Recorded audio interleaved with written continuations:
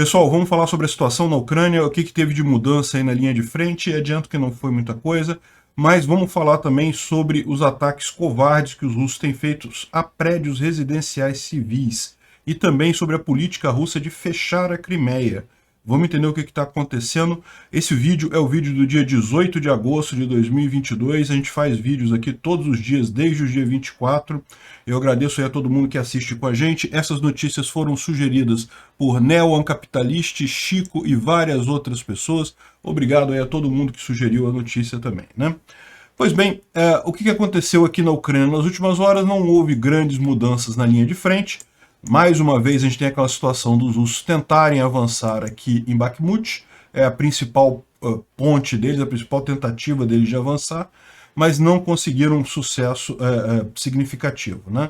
Não há nenhuma novidade aqui na região de Bakhmutste, o Soledar, né, que fica logo aqui, não tem nenhuma mudança também aqui nesse eixo principal. Eles já tomaram a M3 há alguns dias, mas não conseguiram avançar além disso, né?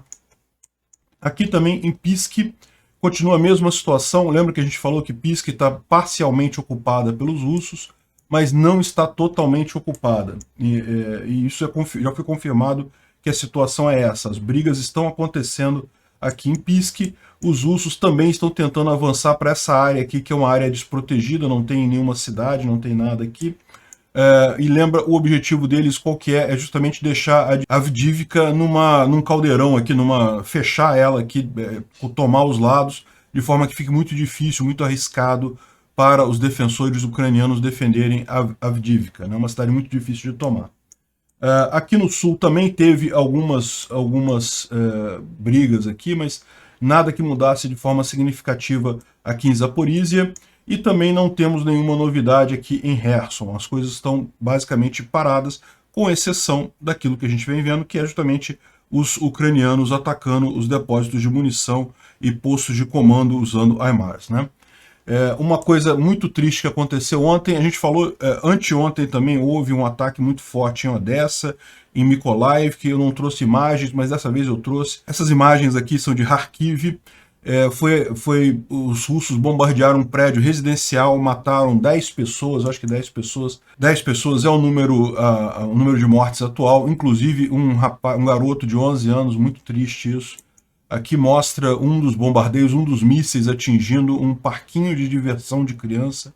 Ou seja, dá para ver que realmente os russos estão mirando em áreas residenciais, não tem nada de militar ali, ou seja, isso é a jogada dos russos, né? Os ucranianos, quando atingem bases aéreas, atingem depósitos de munição e coisa e tal. Os russos, quando vão retornar, retornam para áreas residenciais mesmo.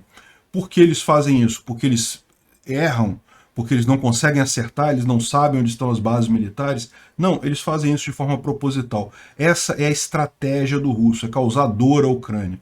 Aquilo que eu expliquei para vocês, não há alternativa para os russos manterem essa área que eles conquistaram. Eles precisam de um acordo de paz. E a única forma deles negociarem a paz é se eles conseguirem causar dor à Ucrânia. Eles não conseguem avançar, não conseguem tomar mais território. Então, a única forma que eles têm é essa para tentar conseguir um cessar-fogo ou coisa do gênero, né? Olha que absurdo, é um parque infantil. Felizmente não tinha criança aqui no momento da explosão, mas veio a bomba aqui, né? Não tem nenhuma coisa. Aqui onde eles atingiram aqui era um prédio residencial, um prédio de dormitórios.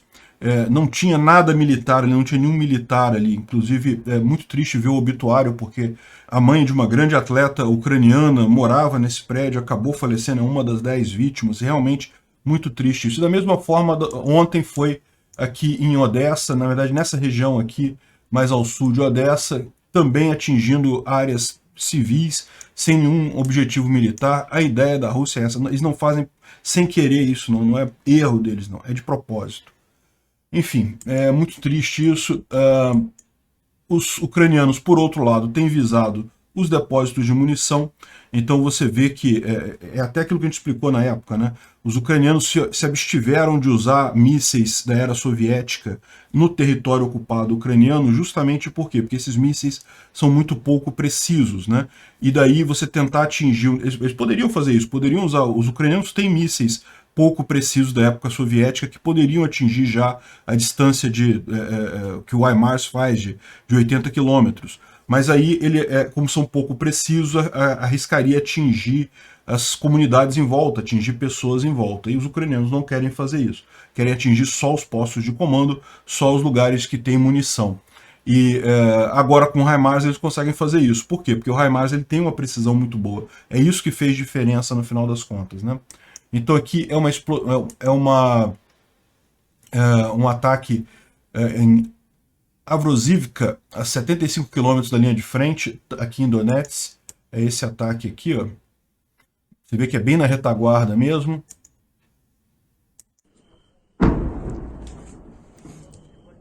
Significativo, né? Enfim, mais um depósito de munição. Isso daqui foi uma ponte que foi destruída em Donetsk. Dá para ver aqui que, repara que estão os trilhos tortos aqui, coisa e tal, mas se fosse só o trilho, era o de menos. A questão toda é que isso é uma ponte, tá vendo? Na verdade, furou. É uma pequena passagem aqui, eles estão querendo, certamente, incapacitar o uso de ferrovias aqui pela Rússia, né? É aquela ideia que a gente já falou nos últimos vídeos.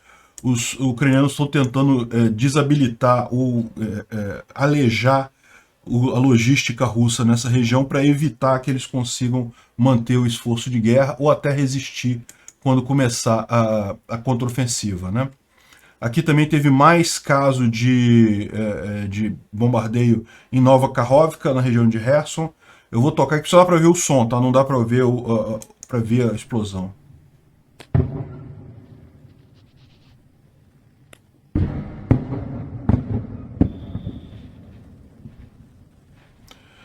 E isso foi confirmado depois pelos locais, que foi na ponte lá em Nova Kakhovka, ou seja, aqui na represa, né, onde tem aquela uma das passagens aqui para a logística russa, para a margem direita do rio de Dnipro, para a margem aqui a norte e oeste do rio de Dnipro, né? Então deve ter sido provavelmente mais uma ação dos ucranianos para evitar o uso dessa passagem pelos russos. Outra coisa que pode ser também, e isso muita gente tem falado, é os ucranianos visarem justamente esse canal aqui, que é o canal que leva água para a Crimeia, né? Vocês sabem, a Crimeia ela tem um problema de falta de água, ela não tem água doce o suficiente. Tem muito poucos rios aqui nessa região, e os rios são totalmente insuficientes para atender a agricultura da área, né?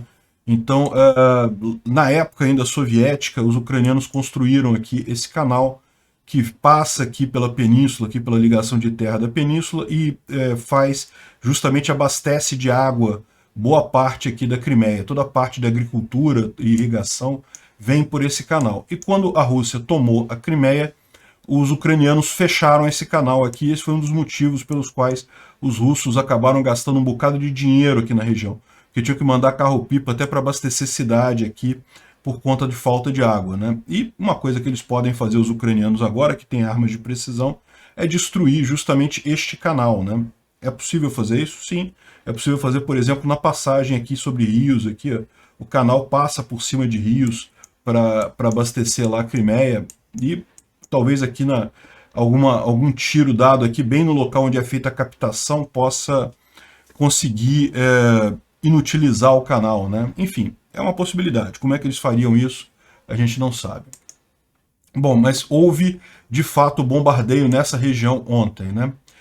Outra coisa curiosa é que, lembra que a gente falou que os oficiais todos russos saíram de Kherson, não estão mais no lado direito aqui do Dnipro, não estão mais a norte ou oeste aqui, ou seja, aqui ficaram, lógico, comandos mais subalternos, soldados e coisa e tal, mas o alto comando mesmo migrou provavelmente para Nova Kakhovka. E isso é visível, segundo diz o pessoal, justamente pela indolência ou insolência dos soldados russos em Kherson, ou seja, os soldados não estão nem aí, não estão fazendo nada, não tem superior para ficar chamando a atenção deles, né? Ou seja, de fato, isso aconteceu, os oficiais saíram de lá, né? E agora o próximo passo é os soldados perceberem que eles foram deixados lá como bucha, né? Por que os oficiais saíram? Saíram porque sabem que não é mais seguro ficar ali, né? Teve uma outra informação. Aliás, deixa eu fazer uma observação aqui. Muita gente comentou nos vídeos do meu último vídeo que o vídeo que eu mostrei de destruição de munição e coisa e tal era um vídeo antigo que já tinha sido mostrado antes. Bom, pode acontecer, tá, gente? É aquele negócio, a gente recebe vários vídeos aqui, é difícil saber exatamente o que é verdadeiro, o que é falso. Tanto que eu falei para vocês que é presumível que o vídeo seria daquele depósito, mas não havia certeza. E, bom, então tomem com alguma cautela esses vídeos que aparecem. O fato é, de qualquer forma, não muda que houve aquele ataque lá em Jancoy, aqui na Crimeia, né? Mas, bom, a outra coisa que houve ontem também, que foi aquela destruição do prédio que estava as forças, o comando russo na região de Lysychansk. Lembra que a gente mostrou ontem a destruição do prédio? Hoje a gente ficou sabendo que, olha só como é que foi que os ucranianos atingiram aquele prédio. Houve algumas fotos aqui postadas num canal russo, alguns dias antes. Tá vendo? A foto postada aqui não dá para ver nada, né? Esse pessoal aqui não foi igual ao Grupo Wagner. Lembra que o Grupo Wagner tirou uma foto em frente ao prédio? Eu falei, olha só olhar a fachada já dá para ver onde é que é. E como se não bastasse, ainda tinha placa. Ou seja, tinha uma placa dizendo o endereço do prédio ali, né? Como se não bastasse. Por isso que acharam o comando do Grupo Wagner e os ucranianos atingiram esse comando.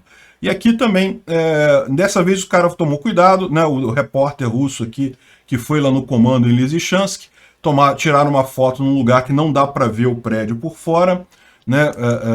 Tá aqui, estudo interno, não dá para ver, coisa e tal. Mas, olha só que coisa, eles esqueceram de tirar a geolocalização da foto. Para quem não sabe, as máquinas fotográficas modernas e até os celulares, por padrão, quando você tira uma foto, eles colocam no metadado da foto a localização onde foi, colocam mais algumas informações, o tipo de abertura que você usou, o tipo de máquina e coisa e tal. Um monte de informação que vai ali guardada, que ficou oculta, mas que você consegue ver com muita facilidade. E normalmente o que se recomenda nesses casos, que você vai estar tirando uma foto numa região sensível, é você desativar isso, tem como desativar isso. Só que o cara não fez isso, não desativou, botou a foto no Telegram, isso chegou nas autoridades ucranianas, os ucranianos pegaram o GPS ali, olha que beleza, sabemos onde está o comando russo agora. E pronto, destruíram, viram que era um prédio, antigo prédio da SBU, que é o Serviço Secreto Ucraniano, né? Mas lógico, não está mais lá, aquela região já foi ocupada pelos russos, viram que os russos estavam usando ali e pronto, prontamente destruíram o prédio dos russos, né? Então isso é uma preocupação realmente muito grande. O pessoal está lembrando aqui dessa frase, lose lips, sink ships, que era uma frase dita na Segunda Guerra Mundial, né? Porque tinha muito medo do pessoal que dava entrevista, ou que mandava carta, dizendo, eu falei com meu filho tá no navio tal, assim, assim, e coisa e tal. E muitas vezes as correspondências podiam ser interceptadas naquela época, e daí os alemães, os inimigos, poderiam derrubar, atingir o navio. Então eles falavam, né, que lose lips, sink ships, lábios descuidados, vamos colocar assim, afundam o navio, né? Afundam navios. E agora, no século XXI, careless posts can kill, né? Fotos tiradas sem cuidado, posts feitos sem cuidado podem matar. Enfim, interessante isso daí, você vê como é que esse tipo de coisa tem sido usado, né? Como é que a era da informação descentralizada e distribuída está afetando também esse tipo de coisa, né? E aqui tá, parece que é o momento da explosão desse prédio, ou seja, isso aqui foi a filmagem do momento da explosão desse prédio. A gente já mostrou isso daqui ontem, né, o vídeo do prédio lá do comando do exército em Lysychansk, do exército russo em Lysychansk, que foi totalmente destruído, né? Bom, agora, uma coisa curiosa que o pessoal, os próprios russos estão notando isso e estão reclamando, estão falando mal disso daí, né? É justamente essa imagem que foi publicada num Telegram russo, tá? Então isso daqui é a linha de frente de acordo com os russos, não é a linha de frente, digamos, isenta ou feita pelos ucranianos e coisa e tal, né? E aqui você vê a linha de frente no dia 10 de julho, que está em preto, e a linha de frente no dia 14 de agosto. Então, ou seja, dá para ver que praticamente não mudou nada, né? Ou seja, os russos não conseguem avançar. E isso é o esperado, como eu falei para vocês. Eles conseguiram tomar Lysychansk aqui e Severodonetsk, justamente porque usaram a técnica de excesso de munição, de guerra de artilharia, de jogar munição para destruir a cidade completamente. Mas uma vez que os ucranianos começaram a atingir a logística, eles não conseguem mais usar isso, porque para fazer esse tipo de guerra precisa ter uma logística muito grande. Não falta munição para obus, para canhão para os russos. Os russos têm estoques monstruosos da época lá soviética e coisa e tal. Acabar não vai acabar nunca, mas com esse ataque à logística que os ucranianos têm feito, eles simplesmente não conseguem fazer esse armamento, essa munição chegar na linha de frente, então eles não conseguem fazer mais do que eles fizeram lá em Lysychansk, e o resultado disso é que depois disso daí chegou a uma praticamente estática a linha de frente. É o esperado. E naturalmente o que vai acontecer depois disso, todo mundo sabe que a maré virá para o outro lado, né?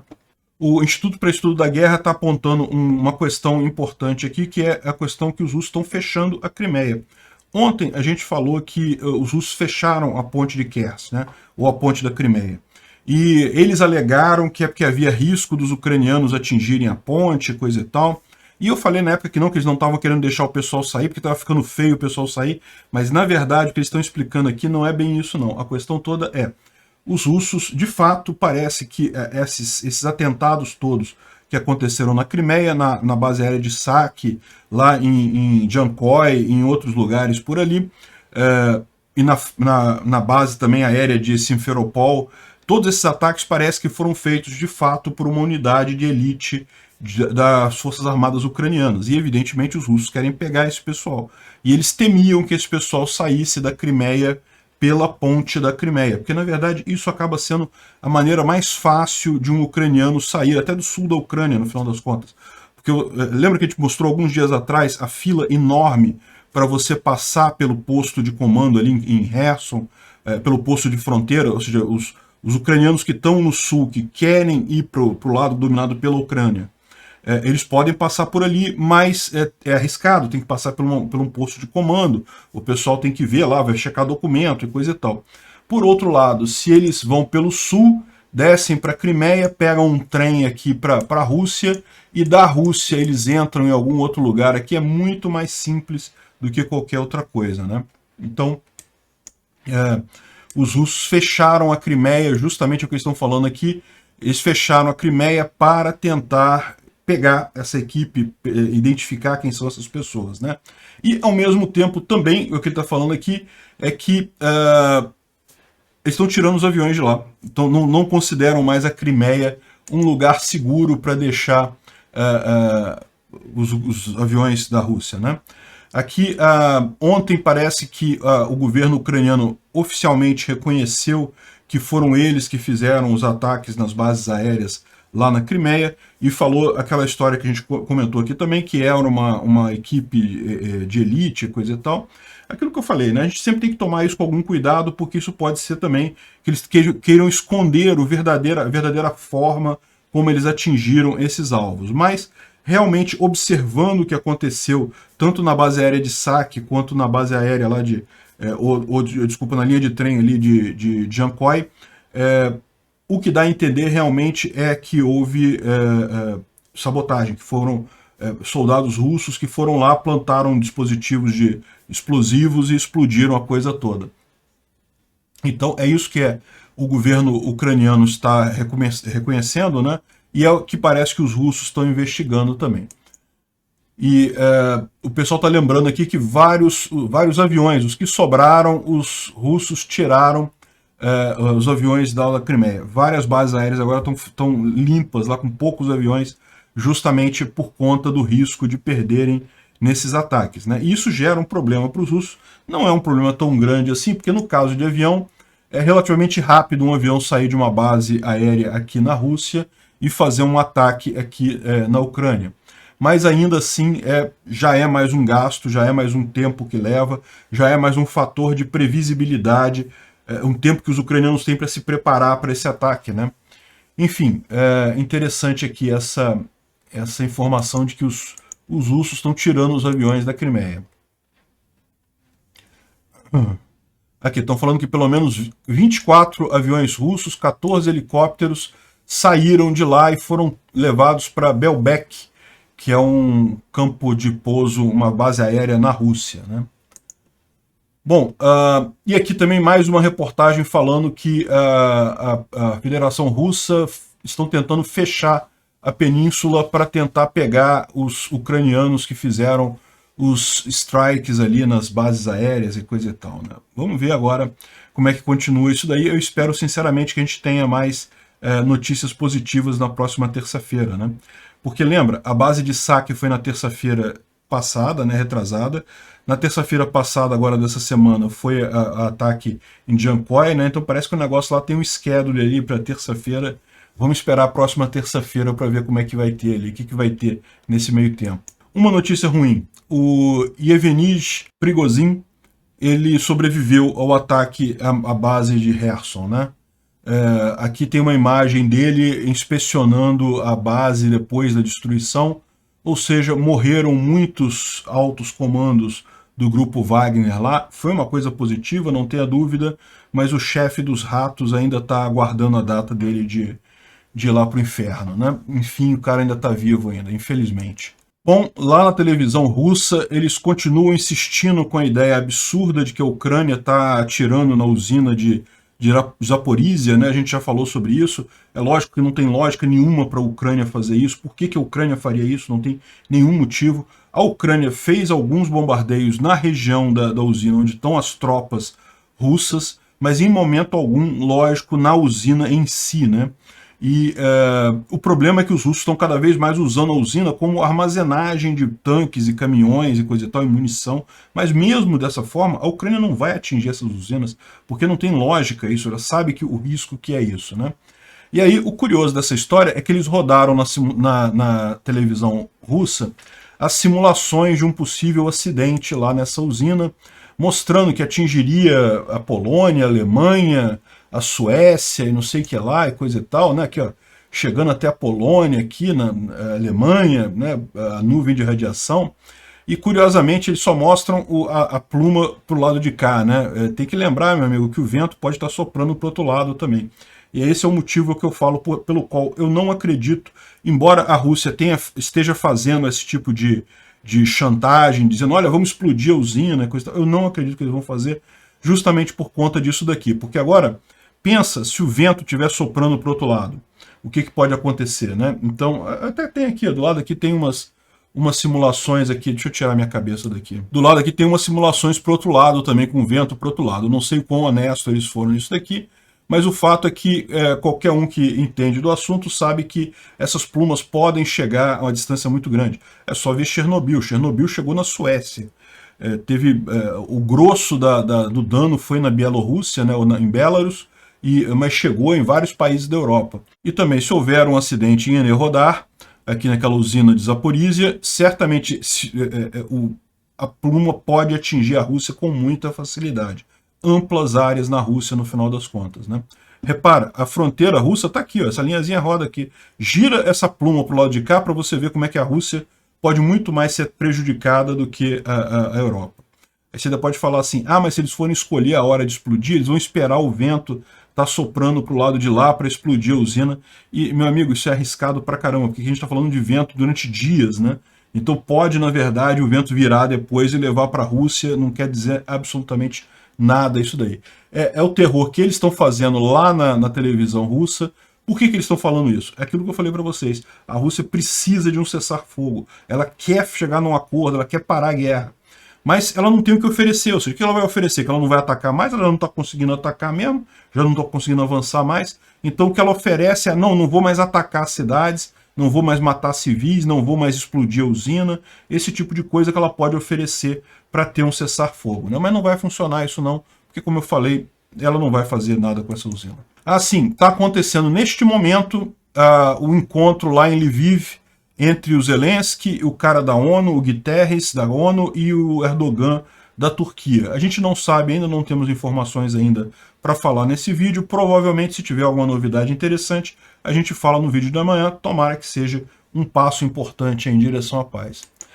Pessoal, esse aqui é o canal do Alex Silva. Alex Silva é um brasileiro que está atuando lá na Ucrânia, ele está na frente de batalha lá, e ele abriu agora, ele já tinha um grupo no Telegram que ele falava muito sobre a guerra e coisa e tal, mas ele agora decidiu fazer um vídeo no YouTube, um canal no YouTube, onde ele justamente vai refutando esses outros canais que tem por aí, totalmente a favor da Rússia. Eu acho um absurdo isso também. Já falei que eu não entendo esse pessoal, mas eu sinceramente eu prefiro ignorar esse povo, porque no final das contas o futuro, o próprio tempo, a própria verdade vai se encarregar de responder esses outros canais por aí, né? Mas ele fez aqui uma refutação, principalmente alguns especialistas que foram falar na Jovem Pan, que está bem interessante esse vídeo dele aqui. Eu vou deixar o link do canal dele na descrição, junto com as outras abas todas aqui que eu usei. Eu recomendo que vocês vão lá no canal do cara, se inscrevam lá, vejam o vídeo dele, é bem interessante. Ele certamente tem informações muito mais de primeira mão do que eu aqui, né? Eu busco as informações na internet, tento coletar, mostrar a coisa de uma forma concisa e coisa e tal, mas certamente em termos de ter informações da linha de frente, ele deve ter muito mais do que eu. E outra notícia que está circulando aqui no Brasil, essa daqui. Olha como é que a manchete é maldosa do Globo, né? China anuncia envio de tropas para a Rússia. Olha só, querendo agradar o pessoal russo, né, que está torcendo para a Rússia, não, porque a China vai mandar tropas e coisa e tal. Não seria muito mais lógico nesse caso aqui dizer a verdade? Olha só, militares chineses e russos participarão de um exercício em território russo. Não, a China não está mandando tropas para a Rússia. Elas estão fazendo um exercício militar na Rússia, em algum lugar lá no leste, junto com Tajiquistão, Belarus, Índia, não sei o que lá, em algum lugar lá do norte da Rússia, eles vão fazer um exercício de guerra lá. Então não, a China não está mandando tropas. A China está participando do exercício de guerra com a Rússia. Essa é a manchete. Mas aí o pessoal fica querendo agradar o povo pró-russo. É impressionante, cara. A esquerda e a extrema-direita aqui no Brasil se uniram lindamente em apoiar a Rússia. Eu não entendo isso. Bom, mas, como eu digo, eu não me preocupo também em ficar refutando esse pessoal, porque a minha visão é que o tempo vai se encarregar de mostrar a verdade para eles. Obrigado por assistir o vídeo até o final. Além de curtir, compartilhar e se inscrever no canal, considere se tornar patrocinador com valores a partir de R$ 1,99. Clique no botão Seja Membro abaixo para saber as condições e vantagens de patrocinar o canal. Mais informações sobre o nosso projeto, visite nossos sites indicados na tela.